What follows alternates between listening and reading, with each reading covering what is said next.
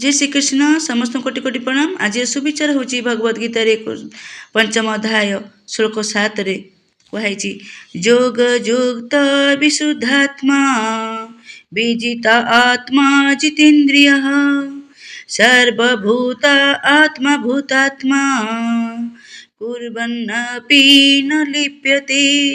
ये भगवान श्रीकृष्ण कहते कर्मयोग्य गुण कहते विशुद्धात्मा शुद्ध बुद्धियुक्त पुरुष विजितात्मा जे निजे मन को जय कर सारी जितेन्द्रिय अर्थ है जे इंद्रिय को निजर नियंत्रण कर सारी यार अर्थ हूँ जी भक्ति जोगे कर्म करे से विशुद्धात्मा एवं से निजर मन और आत्मा को संयत करें से समस्त प्रिय अटे एवं समस्ते तार प्रिय अटंती। ए प्रकार व्यक्ति सर्वदा कर्मरत थिले सुद्धा कदापि कर्म पर लिप्त हुए नाही। एपरि कर्मयोगी समस्त प्रकार कर्म करुथिले मध्य केबे भी माइक बंधन रे छंदी होई नथांती एवं अलिप्त रहिथांती। एथरो शिक्षा मिलला जे कर्मयोगी सर्वदा विशुद्धात्मा वा विजितात्मा और जितेन्द्रिय गुण युक्त होइथांती। जय श्री कृष्ण।